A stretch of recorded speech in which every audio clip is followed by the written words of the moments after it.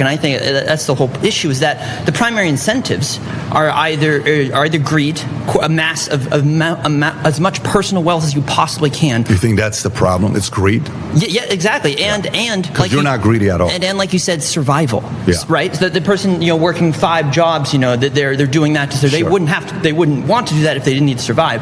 But that's such a horrible dystopian world to live in. If someone has to work 5 jobs just to survive, how did they get there? How much of that is on their decision making? How much of that is on their doing? How much of that is on the market where they're not finding ways to improve themselves? It doesn't matter how much onus is on the individual. In this one, they're talking about incentive. The idea they're going to have is that the profit motivator, that's not the real incentive. The people without a profit motive would be incentivized by the common good, and they'd be incentivized by the things that they're passionate about. Incentives are exactly the fundamental problem with capitalism. Is that you say incentives are what make it work, and I think that's the whole issue, is that the primary incentives are either greed, amass as much personal wealth as you possibly can. You think that's the problem? It's greed? Yeah, exactly. And like you're not greedy at all. And like you said, survival. Yeah. Right? So the person working 5 jobs, that they're doing that so they wouldn't want to do that if they didn't need to survive. But that's such a horrible dystopian world to live in. If someone has to work 5 jobs just to survive, how did they get there? How much of that is on their decision making? How much of that is on their doing? How much of that is on the market where they're not finding ways to improve themselves? It doesn't matter how much onus is on the individual. We want to create a world. Of course it is. No. See, we want to create a world in which people don't have to earn their right to exist, to live. We live in a country where majority of the world wants to come here. The amount of benefits America offers against other countries, it's so much higher, where somebody with big dreams, incentives, they're willing to come and say, I want to come to America, please let me in. And some come and take advantage of it. But to say the individual that's working 3 to 5 jobs, if you do that for a season, if you do that for 2 years, if you do that for 5 years, fine. If you do that for 20, 30 years, you're doing something wrong. But the point is, life, liberty, and the pursuit of happiness, right? Those are the inalienable rights. We shouldn't have to earn those rights. We shouldn't have to earn the right to health care, to earn the right. No, because we just want to live, exist. We can't work. My question is going to be, and I'm going to have it for the next person as well, like, how do you get all the things that you need to survive? Like, if you shouldn't have to work for those, why should the other people have to work to provide you with those things? People have to work to build you a house, or they have to work to grow you food or to pick food. They have to work to become a doctor or to become a nurse, or they have to work to produce medications or medical supplies. They have to work to build roads. All those things take manual labor, some kind of labor for people to make. And if you shouldn't have to work to get those things from those people who have to work to provide you with those things, why should those people have to work to provide you with those things? Why would they work? They don't have to. They should be provided with those things, right? Why do you have a right to the labor of other people? And why would those people labor if they also have a right to the labor of other people? I guess for the common good. I guess that's their incentive. Our blood, sweat, and tears just to survive. That's a horrible dystopian world that we live in right now. Then what do you think we're here for? To just sit around and play video games? What do you think we're here for? To sit around and watch TV shows? We're here to sit and watch cat videos? We are here to create a prosperous community, to lift everyone up. How do you create a prosperous community? How do you create a prosperous community? Have you created jobs for others? Created jobs? No, I wouldn't say so. Why have you not? I haven't had the ability to do so. Do you think it's easy, or do you think it's hard? To create jobs is probably hard, yeah. Okay, so the people that create jobs, you think they should have a little bit of incentive for having risked their life savings, spend time away their families to create jobs so somebody like you can work for that company? Sure, but that is the incentive. And bravo for them, but that does not give them the right to pay themselves $2 million bonuses while their workers are scraping by at like $10 an hour. You don't get to choose how much money I choose to make. That's not your business. That's my business. In my view. Hey, appreciate you. Absolutely. How are you? What's your name? Zena. Zena. This claim about incentive is one that we see often promoted by capitalism enjoyers, right? And it's this idea that, profit incentives is the only thing that can make humans do things, get up out of bed every day, which has never been the case historically. It's not the case psychologically. Historically, it's never been the case? No. What has been the case? So we've seen... What's been the incentive? The incentive is intrinsic motivation. Intrinsic motivation? Of course. Have you ever heard of intrinsic motivation? Of course I have. So you think people are going to go just do anything for no incentives? The incentive is intrinsic, meaning passion, interest, and honing your skills. Whether you get paid or not. Well, the problem is that we're forcing people to, Just first off, I have to say the incentive, she says historically, the incentive historically has been to work or die. That has been the incentive. You worked because your family needed food. You worked because you didn't have shelter and your family needed the shelter. Historically, for human beings, for 99.9% of the amount of time that human beings have existed, that has been the incentive, is to work sun up to sun down so you didn't starve to death. And these people get up there and they still have an issue with, you still have to work to survive. That is the default of human beings, and it goes to some of the last point as well. The other option is you shouldn't work, but other people should have to work in order to provide you with the things that you need to survive. That's not going to work at all. Those people will decide that they don't need the work either. Whoever it is that's doing the work that provides life necessities for people, they don't need the work either, right? Because they have a right to those necessities as well. Why should they have to work? Why would you choose to go into a field where you have to work to provide people with things? I would never choose to build houses if that were right for people. The psychological theory of self-determination is widely accepted in psychology and basically explains that intrinsic motivation and passion is actually what predicts incentive. You're arguing that incentive is integral to profit-driven motivation. That's not true. Extrinsic motivation, at all times, at every single case, is going to predict less creativity, less motivation, less skill, etc. Intrinsic motivation is what causes things like technological development. Some of the greatest breakthroughs have been from people who are devoted in honing their skill. So should they get paid for it? I think that we shouldn't live in a system that privately owns the means of production and forces people in this position. Fortunately, to your claim, results show. And then she talks a lot about how passion is the incentive factor for people.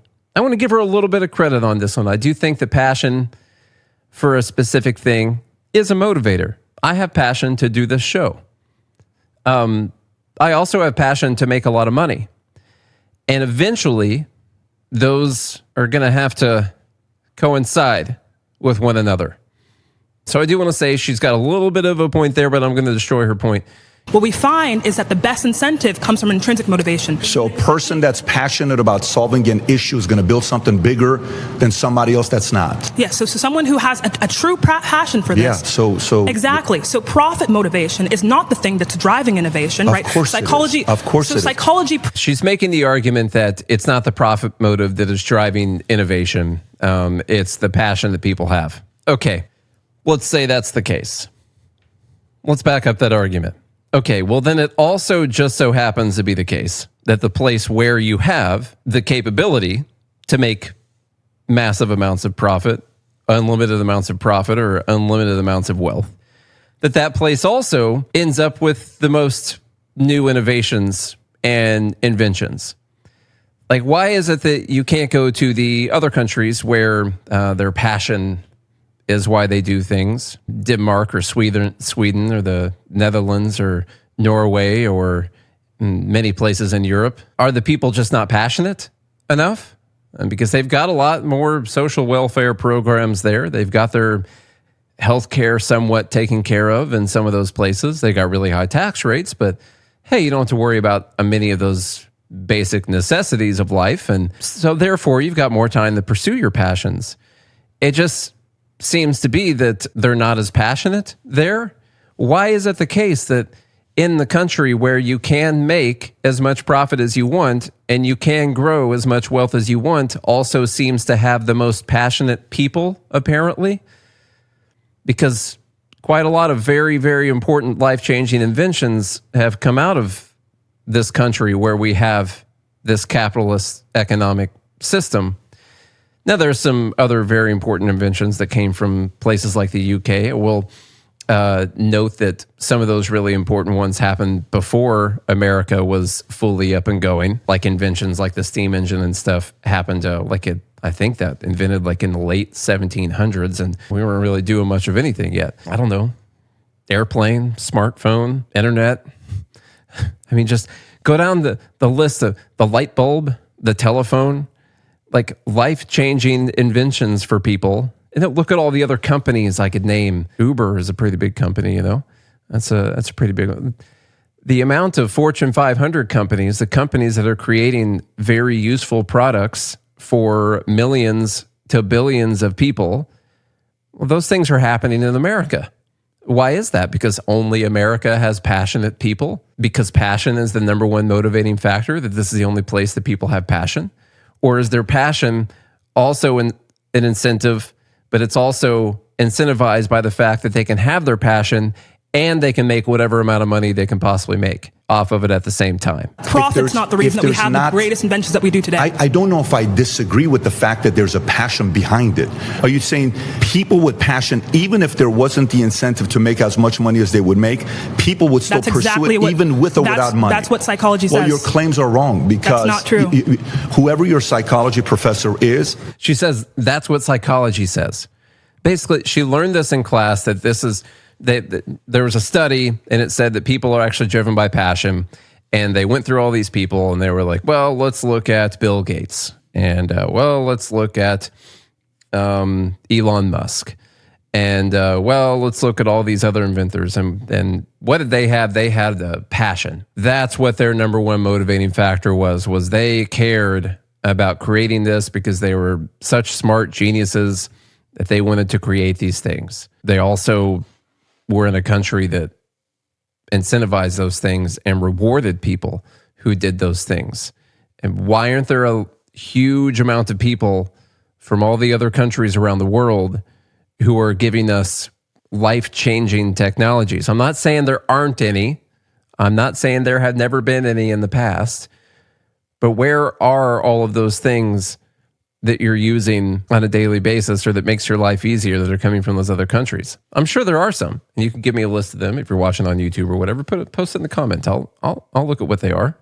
If you look at data and you find out how America, that's only been around for 249 years, schooled all the other countries that have been around for hundreds, if not thousands of years more, they did better than others because the incentive because they accumulated was free market profit, capitalism. right, to 1% of the population and continue to produce on that basis. Right. What we see is that because we have this engine, right, this desire to accumulate profit, we morally justify things like going to other countries, imperializing them, colonizing them, and extracting their resources, right, to funnel our country, right? Social democracies in the Nordic countries don't do this. So yeah, they might not be the wealthiest power, but they have higher rates of education, literacy, human satisfaction, etc. Right? So it depends on what we actually value in a society. Do we value well-being, or do we value profit accumulation?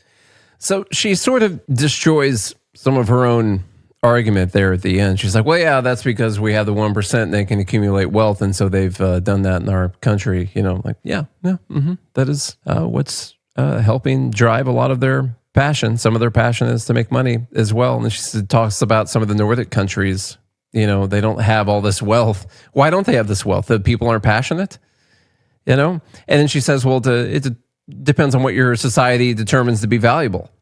Well, the guy who creates a thing, whatever the thing might be, doesn't just decide that the thing is valuable and then he creates it and he puts it up for sale, and then all of a sudden he's got all that money and he's a billionaire. People have to determine that it's valuable. That's the only way that you get the money. Society does determine that those things are very valuable. And a bunch of that wealth has accumulated in America because many of those things come from America. And that's what not only people in America have determined to be valuable, it's the people around the entire world have determined those things to be very valuable to them. It just so happens a lot of those things were created in America, or they were at least invented in America. The companies that sell them are in America. Why is that? Because we reward people who take risk and who are passionate about creating those things. This person, it's important to note that they are in fact a commie. There are no socialist or communist countries, never have been. No one ever did real communism. And then I saw a clip going around earlier where she was talking about how, well, if you read Marx and Engels, basically it's this idea that we would get to the point where, and I think that point is called peak capitalism. where we'd be able to automate and everyone would be able to have everything that they need and everything that they want. She makes basically that Marxist point that eventually you get to that point and everyone will be able to have everything they need. There will be no more scarcity, which is, it's crazy. I feel like there's scarcity right now, but I think she thinks it's artificial scarcity created by capitalists. And then everyone will be able to have everything. How do you get to that? It's so funny that even the communists, the Marxists, will make the argument that you needed capitalism to get to the point that you would no longer need capitalism. But then they never think about the future. They only think about right now. Is this the best things are ever going to be? I don't think so.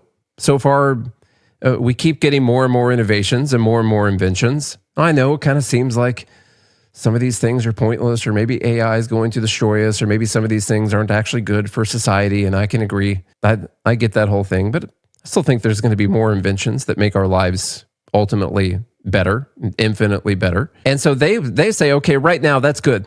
Let's stop now. That we have determined that this is actually peak civilization, and now it's time to spread out all of this wealth. So first off, on the one hand, they're saying, we don't need to ever get any better than this. We've done enough. This is peak right now. It's time to spread everything out. What if they would have decided that 100 years ago? People were saying this 100 years ago. People were making this argument 100 years ago. What if they would have been correct then, according to them, and they would have said, you know what? 1925, this is it. That's pretty good. Look how much better things are than they were in 1825. I think we've reached the peak. It is time for us to spread out all of this wealth. Look at all the wealth. It's the roaring 20s here in America, and it's time to finally say that we've done enough, and it's time to spread out all of this wealth. Well, look at how much better our society has gotten from 1925 to 2025 with inventions and technologies and stuff like that, things that have been created by our capitalist system over that time. We would not have had any of those things. And so when they do it now, it's tough to see because it's an unseen thing. What is it that we could have had 100 years from now that we don't have right now? We won't get those things. Whatever ways life would have gotten better for everyone. Think about the massive change in quality of life for people from 1925 to 2025. There could also be the same kind of change on the same percentage quality of life scale basis that happens from 2025 to 2125. But it wouldn't happen if you decide that this is it. We've hit the peak. It's time to take all of our chips down. Let's spread them all out. Here we go. The other problem is they don't understand the wealth creation. Like, okay, let's spread out all of this wealth. Let's just, we've made enough. It's time to give it all away. What about like 5 years from now? Or however many years from now? What are you going to do then? You're not incentivizing people to create wealth. Eventually, that's it. And then society just deteriorates from that point forward. Like, you create the peak of society, and it only gets worse from that point forward. So anyhow, those are my thoughts on that 7-minute clip from Patrick Bet David on Jubilee.